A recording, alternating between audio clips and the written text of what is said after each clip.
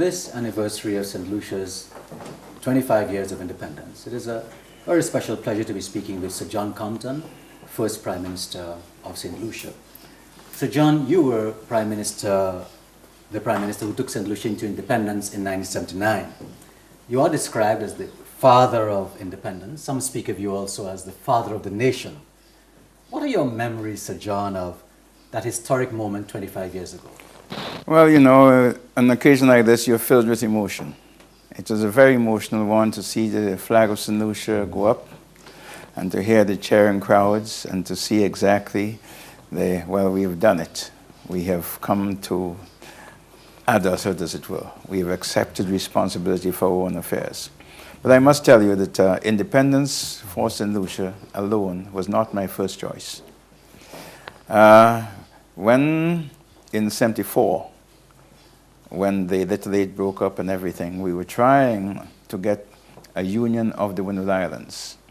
And while we were doing that, at the same time we were doing that, Grenada was negotiating with the British for independence alone.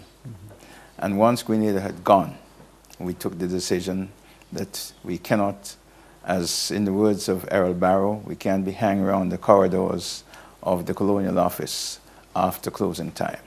So we took the decision in '74 to go for elections, to go for independence. Yes, that was after the '74 elections. Right. Yes. So John, you've always, in what you've just said, always been in favor of a one Caribbean unity. You see yourself and us as Caribbean people, and you're still committed to that, obviously. Yes, I am, and it's still my hope, and before I shuffle off this mortal coil, as Shakespeare would say, yes, to see us closer together as one people, because the way the world is going, yes, there's no place for little mini states, as they call them. Yeah, look at Nevis, what's happening in Nevis today. You know, I think it's just the pride of politicians. It's not really, you look at it under the skin, is really the ambition of politicians. Yes, men. Yes. Let's come back to St. Lucia in 1979. Yes. How do you remember that period of St. Lucia's history, pre-independence, around independence, a very turbulent period? What are your memories of that period? Oh, it was a frightening one. From 1978, in preparation for independence, the Labour Party wanted elections before independence. And we said no, that there's never been any in the history of negotiations with the British. Never any country has been forced to go into elections except with the choice of the political leader, the Prime Minister. This is his choice, and I was not going to bow to this. And there was not the popular demand, it was a political demand. And there was a lot of confusion prior to the elections.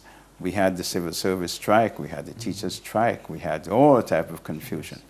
We had threats, etc. It was really, looking back at it, it was really a frightening one for me personally. I felt sometimes I was personally in danger. But of course, you're part of history, you have to soldier on. Yes. How have you seen St. Lucia change, Sir John, in these past 25 years? For 17 of those years, you were Prime Minister, you were the leader. Well, it's the way St. Lucia accepted its responsibility. But people talk about independence and the birth of a nation like if it is a day. St. Lucia had a long time in preparing for independence. The preparation for independence started, I would say, from 1951. Yes. Adult suffrage? From adult suffrage, when people start given the opportunity to elect their own leaders, although they had the responsibility, but they had no power. The power still abided with the governor and the administrator, etc., etc. But people start looking towards their own to do things for them, rather than looking outside. They start looking within themselves and start doing things for themselves. And there you had the 51, then you had in the first ministerial system in 56, Then you You had... were already part, 56 or 57. When did you first enter the House? I entered the Starting House, I went to the House in 54. 54, okay. Yes. And but I was in the Executive Council from Yes. 54. Then I left and became a minister in 58. Yes. So the preparation started from then. In fact, just let me interrupt to say that this year, in fact, would mark 50 years, you know, since your entry into public life, as it were, 54 to 2004. Yes, yes. Okay. I entered in Yes. September Right. of 54. And just to remind especially our young listeners, you represented I represented first, there were 8. system of the time, yes. There were 8 electoral districts. Yes. I represented the 8th electoral district, which is Micoud and Dennery. Right. Okay. And I represented Micoud and Dennery until they were split up, Micoud from Dennery, and I chose Micoud.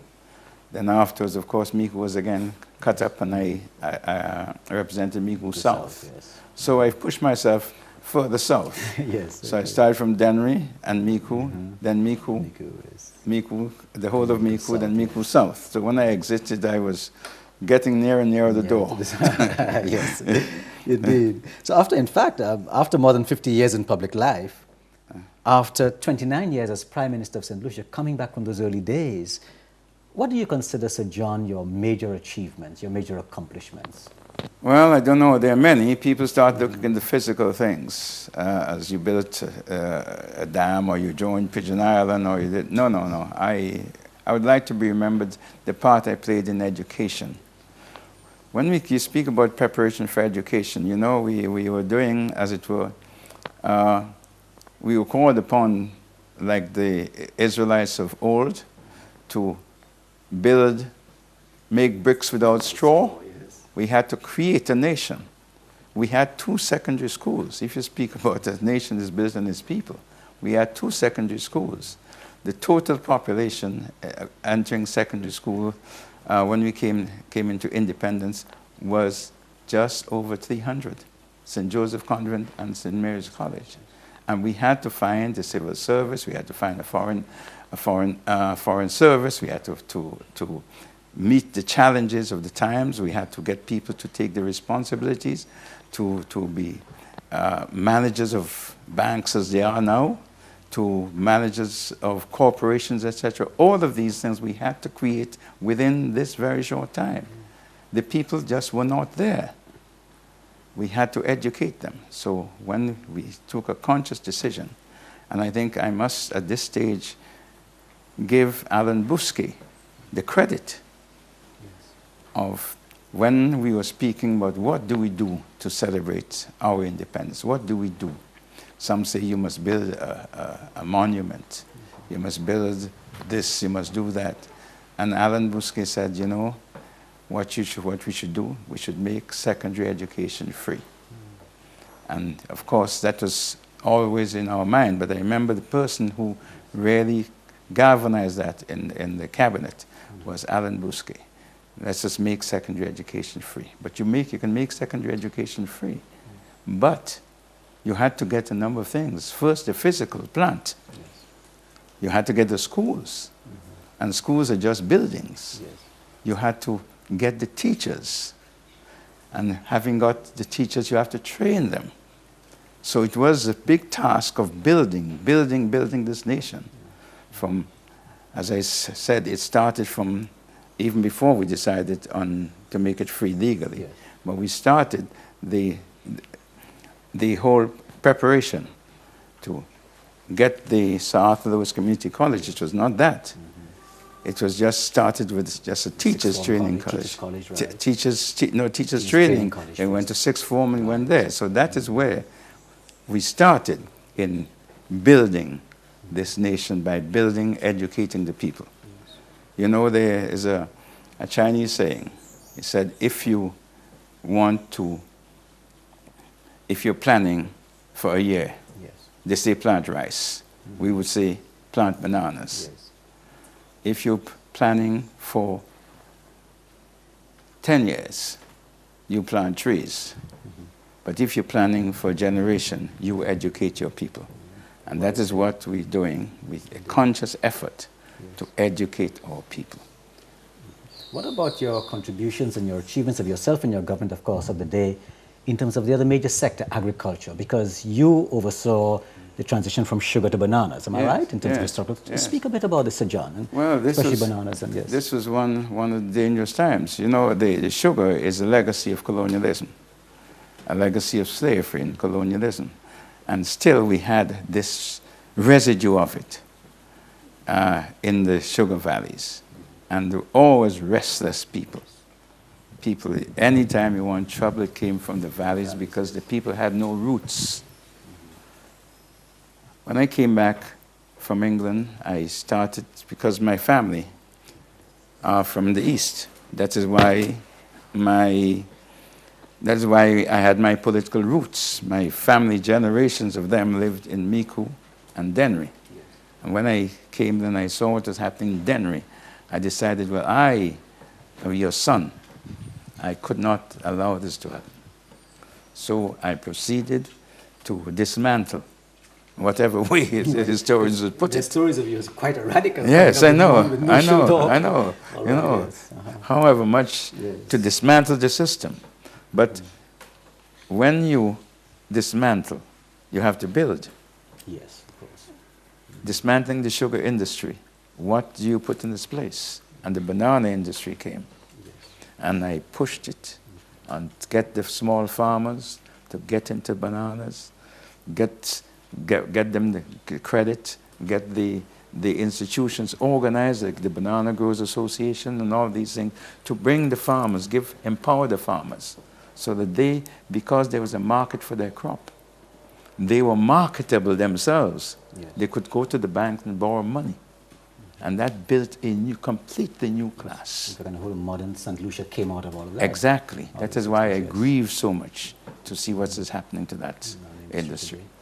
Now, you also, of course, in your day, planted the seeds of the tourism industry, which is big now. I think of Peter Begas and Wilfred Sinclair Daniel, was it? Yes, yes. So speak a bit about tourism now. We've spoken education, agriculture, and tourism, and your own beginnings in that area. Well, the hotel, the Villa Hotel, was the big hotel we had there. Yes, the Villa Hotel and San Antoine. This was our totality. And we're talking about the 50s, 60s. Yes, our totality of tourism in the south. We had the Cloud's Nest by Gilbert Williams. That was our totality. Then we had the American bases here. Radwe was part of the American base.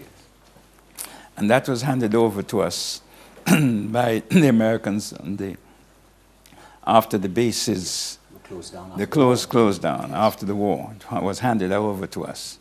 I remember myself receiving the handing over. What year was this, you remember? Just historical purposes? 62. 62, yes. okay. I remember handing it over. What you have it, what do you do with it? Then we tried to market it, tried to get hotels. We did. Then we got the British to assist us.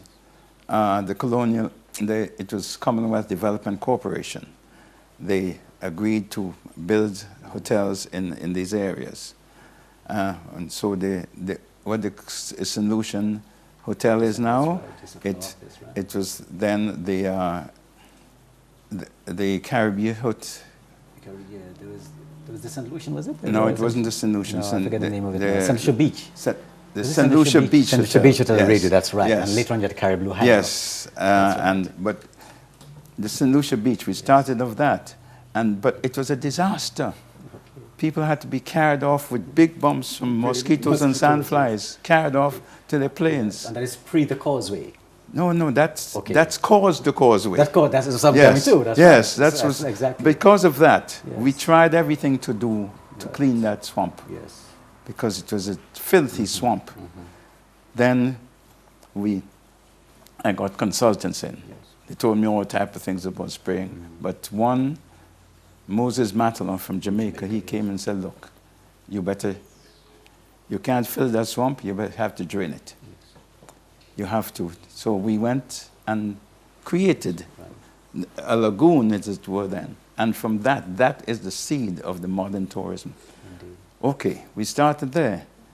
But you have to get people in. You can't have big hotels. They wouldn't come. unless they did the flights. So we look, what else did we have? We got the bean fields that were at the American base handed over to us. I then also received, they handed over. But it was too short for the jets. So we had to get the Canadians in. We got the Canadians to help us to extend the airport to accept the jets. The other thing, you had your hotels at one end of the country and your international airport on the other end. How do you join them? Indeed. So hence the East Coast Road. Network. One thing leads to another. Yes. People don't understand, don't remember that it used to take you to go to Veerfort was a day, and to come back from Veerfort was a day. Yes. So to go to Veerfort was 2 days, nearly as long, well, much longer than going to New York, other parts of the world, because the road was so bad. So we then connected the airport to the capital and to the tourist area. So that is the part that the St. Lucia beach played. Okay. In leading to all the other things. One to the other to the other. Yes, Yes, that's how it came about. In fact, I can tell you, I was speaking recently with Prime Minister Anthony. He's given you full credit for that whole area of northern development and expressed admiration for your single-mindedness. And he has said, were he in your place in those days, he probably would have had to approach things in the same way. A whole single-mindedness, as you're just describing to us, setting your mind on what needs to be done and doing it. What about your style of leadership in those days? He didn't have the opposition that I have. No, understood. No, he's giving you full credit for that. He didn't have it, yes, because they marched against it. Yeah. The same people are now living at Cap. Yes. Were marching and cussing and quarreling. Truly, but truly. you know, there's one thing. Yes. With me. There's an idea. I have it. I knock it around with my friends and my colleagues, my confidants. And I see it as something that's workable, feasible. And then I proceed to do it. Nothing stops me. Yeah, I think this is what he was expressing admiration for, single-mindedness of purpose. Nothing, you focus and you go for it. Yes. So John, how do you assess, after all your work of many years, for St. Lucia, how do you assess the place of St. Lucia? St. Lucia now in the wider Caribbean. You're a senior statesman of St. Lucia, a senior Caribbean statesman recognized as such internationally and within the Caribbean.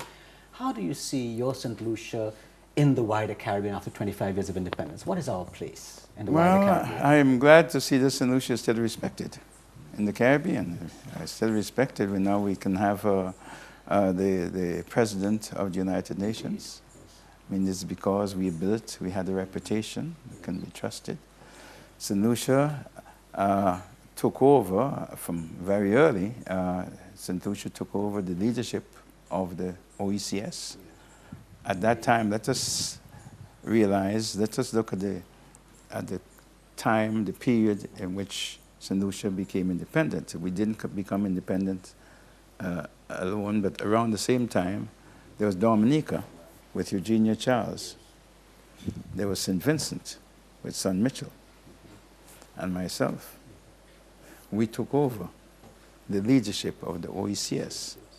And from there, we established St. Lucia's place. Indeed, that you began the OECS, as it were. Yes. That's right, yes. St. Lucia's place within the OECS. Yes. And from that platform, we then went to the CARICOM, where we produced leaders who were respected.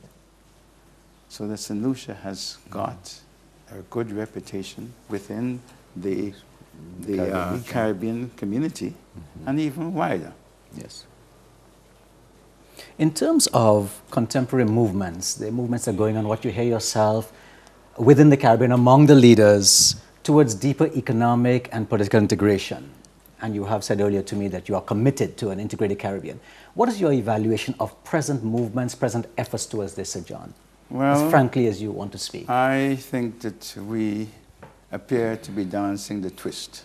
You remember the twist? Yes, I remember. The dance of the 60s? I remember that. Oh, yeah, young, yes. A lot of movement, but no forward motion. We're moving and moving and moving, but there's no forward motion. We're now being driven by the wider world. Indeed. by the WTO, WTOs, yes. by the Free Trade of the Americas. We're not in control of our destiny. We're being dragged along. And do you see us resisting? Do you see our We present can't leaders? resist. We can't resist We at all? cannot resist. We're going to be. What can we do? What can we do then? We should have prepared ourselves for these things earlier and got first the OECS common market, the Caribbean community common market. We should have prepared for that. We had enough time to prepare for it, but we did not. So world events have overtaken us. You know, we should have seen what's happening in Europe, because we became independent around the same time as the European Union. Coming together, yes. It was the European Economic Community, and from then it was the European single market, and now there's the European Union. Right. We should have seen what is happening there and prepare ourselves so that we can provide our own defenses against this. But now we're dragged along. I mean, you hear we talking about VAT. VAT is not really, did not come from the brain of the Prime Minister here or from the brain of the leaders. It was being imposed on us. It is something that we've got to swallow. But we just did not ready for ourselves. Once we achieve the paraphernalia of independence, we seem to have forgotten the wider field, the wider picture. So let me just come. This is a historical interview. Yes. So let me just say, the problem we have in the Caribbean did not begin this year or last year. It began in 1950, 1960. And what happened then? When the British settled on the constitution of the windwards and leewards before they settled on the Federation.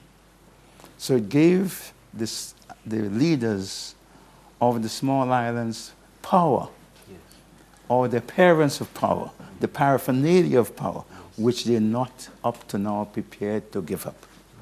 It is that paraphernalia, is that siren, motorcycle escort, and the siren and the wheelie, yes, and the paraphernalia. Okay. And look, what are you? Look, what did de Gaulle call us? You're little specks of dust getting in other people's eyes. So you're just a nuisance in the world stage. So really,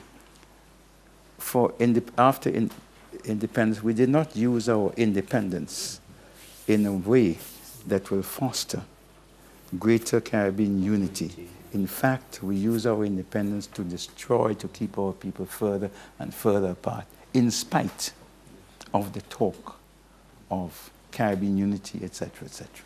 So then to you, in a sense, John, almost a very sober question, does the future look very grim to you in terms of when next for us as Caribbean peoples? It is grim for us as a people because we'll be swamped by the world and we're not prepared. We cannot resist. Mm-hmm. We cannot be like King Canute in Lear's story, you're Shakespearean, sit on the beach and try to keep back the tide. We cannot keep back the tide. Yes. But we have not learned to swim. Mm-hmm. So we'll be overwhelmed. In the next 25 years, there will not be a St. Lucia.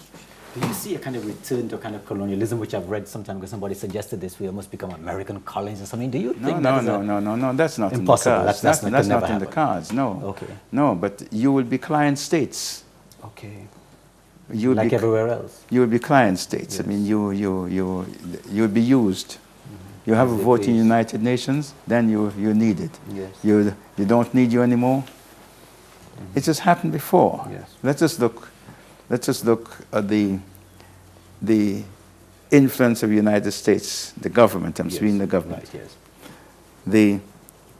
In the 1970s, early 80s, the United States was very interested in the Caribbean because there was danger of communism. Right, Grenada. There was Grenada, there was Cuba, there was Guyana, there was Jamaica, and they think that the red tide would engulf the Caribbean. And they were very interested, very anxious. Right. Now, the Grenada situation were solved, To solve, could not happen again. and they've gone. Yes. No more interest in the Caribbean. Now, where is the interest now? Drugs. Are they giving us, helping us with giving us economic assistance? Are they helping us financially? No, they're not. But they're pouring money in the Coast Guards, into this, into that, in the military, not to give work to our people, to divert them from the temptation of drugs. Yes. But they're cause us to take preventative action, a lot of it which is very costly. We have to put all paraphernalia at our airports, and this and that. It's cost us money to defend the United States of America from the drug menace. Well, we are paying for it. Indeed. See? So... Yes, there we are. So, John, let's come back to the local political scene a bit and talk about some of the people who influenced you, your own contemporaries. I think of the George Charleses from the 50s, your first entry into politics, with whom you served as was it a minister in those days? Yes. The ministerial system. Yeah. So I'd like to hear you say a bit about George Charles, but I also want at the same time to ask about George Odlum, the late George Odlum, recently late, who was your political adversary, your ambassador to the United Nations, and most recently, before his death, your partner in the controversial alliance. What are your thoughts about George Odlum, Sir John, and his legacy to us as a young independent nation? You want me to... You asked me the questions. Let's go back. Let's go back to start with George Charles. With my coming into politics. Yes. My coming into politics. The person who really influenced me in one way to get into politics was Ali Lewis. Okay. He was then the president of, and people don't remember that, he was the first president and founding member of the St. Lucia Labour Party. Yes. Then I met with Le Corbusier. Yes, Carl Le Corbusier, who replaced Ali Lewis. Then there was George Charles. I worked with George Charles. The relationship with myself and George Charles, I couldn't tell anybody that it was too amicable. We worked together during the sugar areas, because he represented one sugar valley, I represented the other. But once the things started to change, the political scene started to change, other people started coming into politics. People like Morris Mason and George Mallet was there before. I mean, we were not together.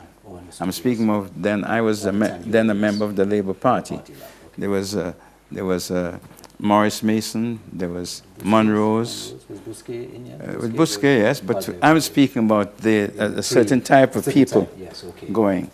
George Charles thought that we were challenging him. A generation divide is yes, normal, yes. okay. And they called us with contempt intellectuals. These intellectuals want to take communists too, in those everything. Days? There wasn't a name that I haven't been called. According to Trudeau, he said, I've been called worse names by better people. But, but anyway. Yes, all right. That's history and the that was there. And just in the process, he was there. I wouldn't say that I was influenced in any way with George Charles. I worked with him in trying to get the problems of the Sugar Valley resolved.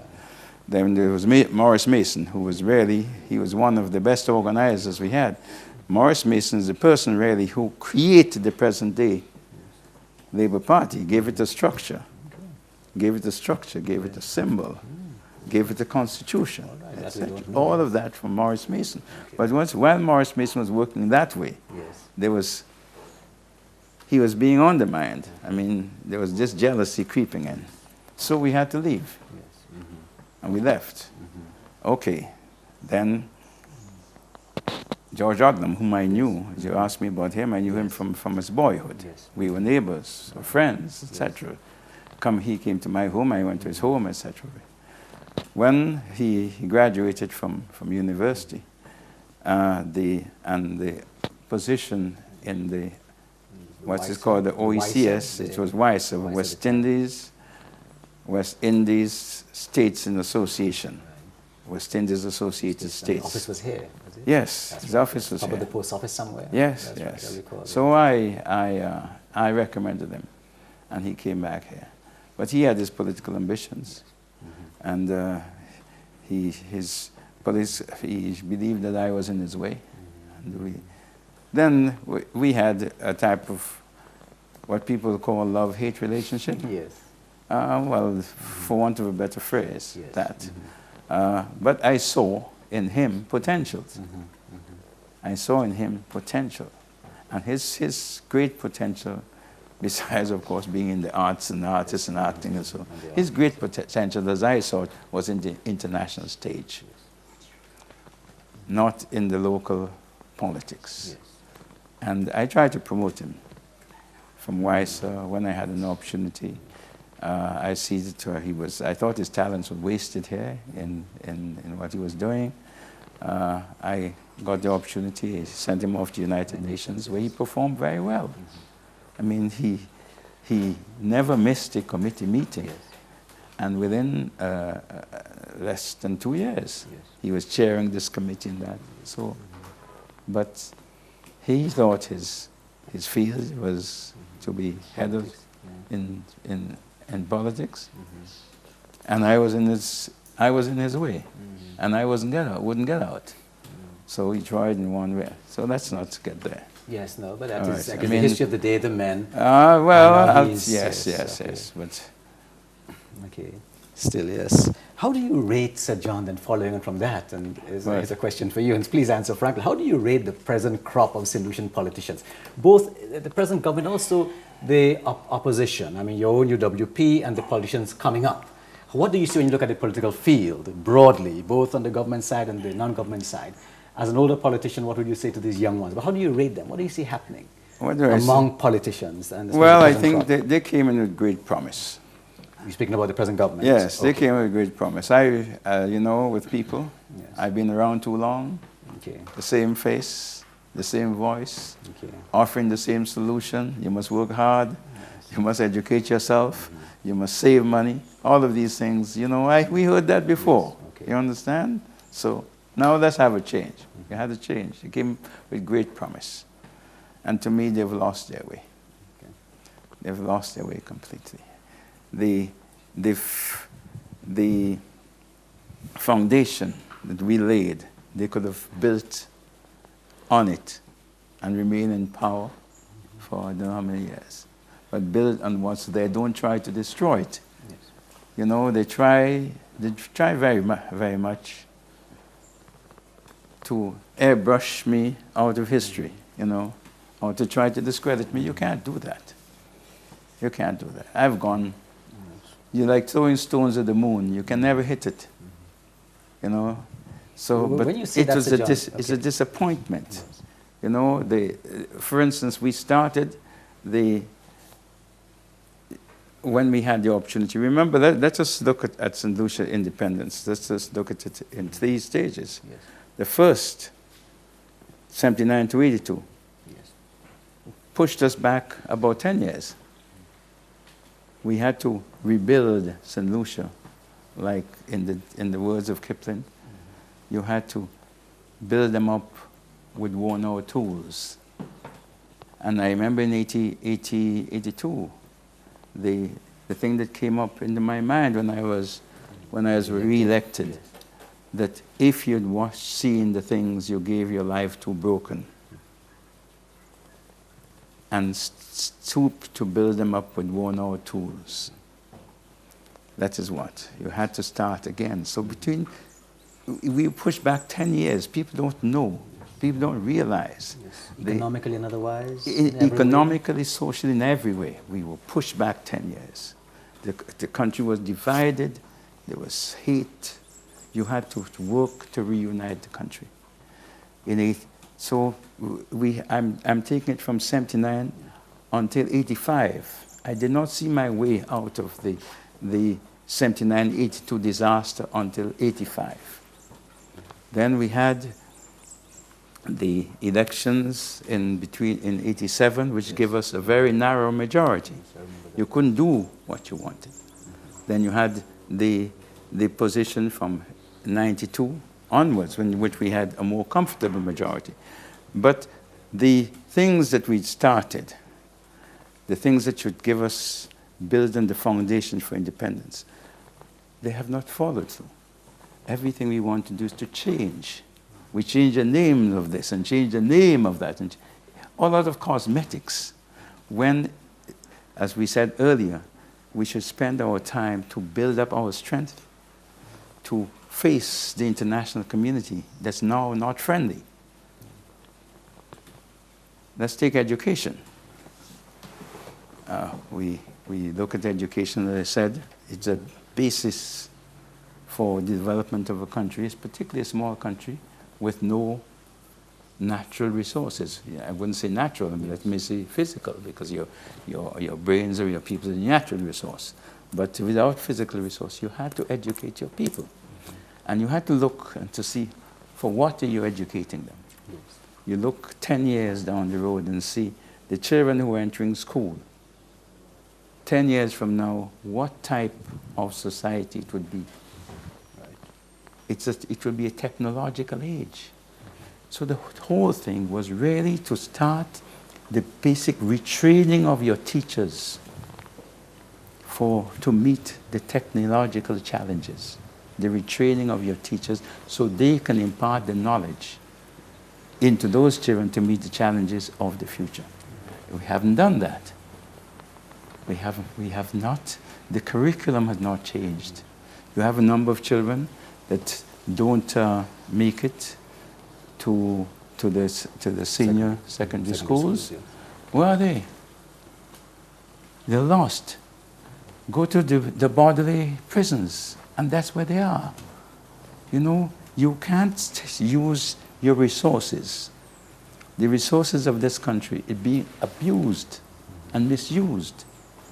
Instead of directing it into training your people to meet the challenges, we abuse it. We have not prepared them for the challenges, and therefore, what do you get? Immigration, despair among the young, turning to drugs, turning to crime, etc. These are the challenges that we face. Now, today, we have to recapture the young. We have to get back. People have to start talking and seeing the dangers that we are facing. And there's no safety net for us. Yes. On the positive side, Sir John, what makes you feel good about St. Lucia? You've told us your concerns, definitely about the contemporary social issues, the leadership, even the wider Caribbean. But as you sit and look back, I mean, your achievements that you've said earlier, what makes you feel good about St. Lucia today? When you sit and look at St. Lucia. The one thing that St. Lucia can feel proud of is its people. Okay. You know, we can look back and see how much we've achieved. There's how much more we could have achieved. You know, that is probably being critical of myself, or others, but how much more could have achieved. But in the fact, look to see how much we have achieved since independence, or even before. Now, as we started this conversation, that independence is not a day. Indeed. Like examination is not a day. It's how you prepare to go into that classroom and answer the questions. Our people started preparation for independence. I started at 51. I'll even go further back.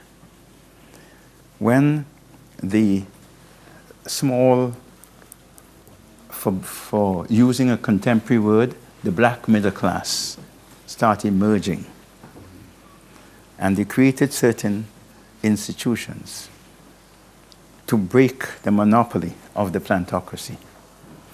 The Agricultural Association, the Cooperative Bank, the coconut growers, the cooperative bank. Remember, the barefoot fellow could not go into this only bank that was in St. Lucia. They start creating those things. They start building these institutions. And we built on them. We built on these institutions. And that is what, by the time we were ready for independence, we had a number of institutions already in place.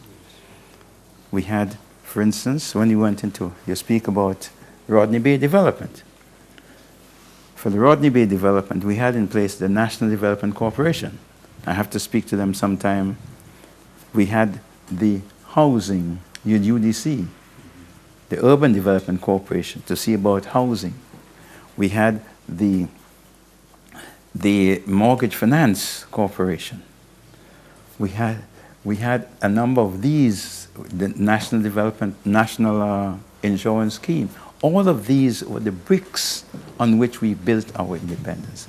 And the young people at that time that grew up around that time are now managers and middle managers.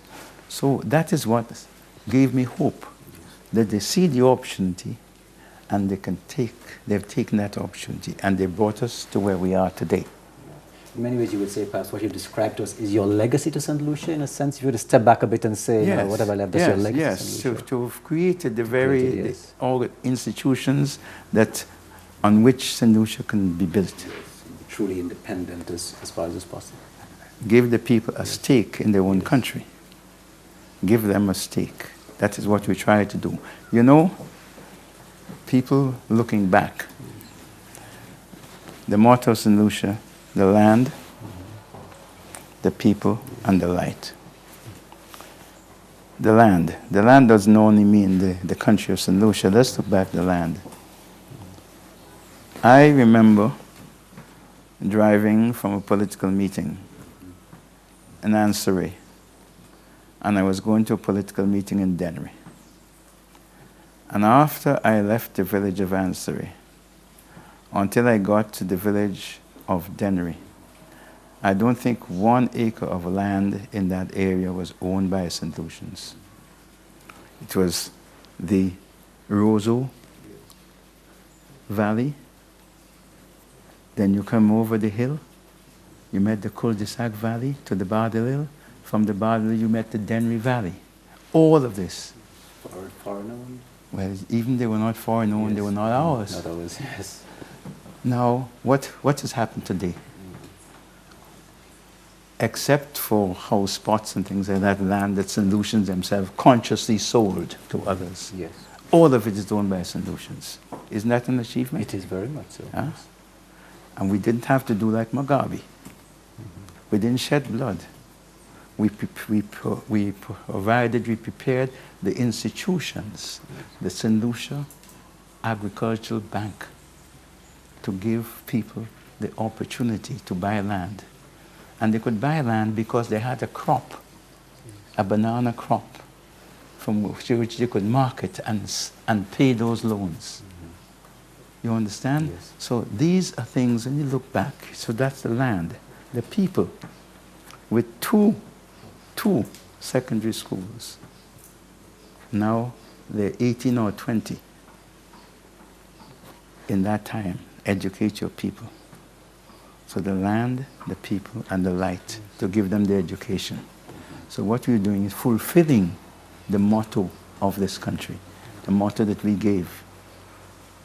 Let me give credit to who gave it. Hunter Francois, Minister of Education, who started the education reform. Started it. So, you know, it's not me. Yes. I had a good team. Yes. You speak about tourism with Mallet, with George Mallet. Yes. They started tourism from nothing, from what was it? The San Antoine, oh, yes, and the Villa. Yes. That's where Mallet started. Look where we are today. Indeed. You know, these are things, and you look back. I think that it give me pride and hope. And on the other side, when I drive down and I see in some areas the kids on the block, and I go to Bordelais and I see 400 youngsters, you know, and I hear the question of despair. I think what our people need is that fertilizer of hope to make the independence grow into a flourishing tree. So John, I hope that as you spoke with us today on this 25th anniversary of independence, that as even many of our young people have listened to you as an elder statesman, your experiences, that in spite of everything, the dark sides, but the positive achievements, that in fact they would feel hopeful. Any final remarks, Sir John, father of the nation, father of independence, before we go? Let them look back. They should know. You know, one thing, as you're a historian, I'm giving you a lot of credits. I call you a Shakespearean and call you... You call me historian? Yeah, now a historian. Yes. You know, we must get our history together. Yes. Write it down. We cannot allow the people of the present, including myself, yes, to distort history. We have to get down, get an objective story of this country. See where we came from. Where we came from. Let us not go too far back in slavery, because, you know, and colonialism. The 20th century. Let us not go crying in our hands all the time. Let us gather strength from our own achievements. Gather strength and show that what we can do, what we have done, and therefore what we can do by preparing ourselves for the future is preparation.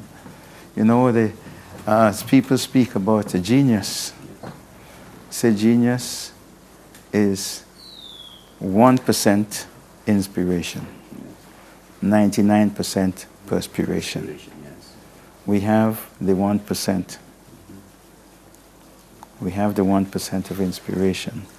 We have now to give the perspiration, the physical, the intellectual, the organizational, to build this country. Yes. That's what we have to do. We have, because if we look back, we see the 1% as inspiration. Now let us build on that by our own perspiration, by our own wanted to work, wanted to build. The world doesn't owe us a living. As I told the youngsters before, you're proud to be St. Lucian. You go out and St. Lucian, you're proud. But let that pride not only be your birth certificate. Your certificate should not only be your birth certificate. You've got to go and educate yourself to meet the challenges. The world is wide open. Wide open. Just now, as they ask us to dismantle our tariff barriers and do that so that you can have free trade. Just now they'll ask us to dismantle our immigration policy. They'll dictate our immigration policy and work permits, and so all of this would have to go.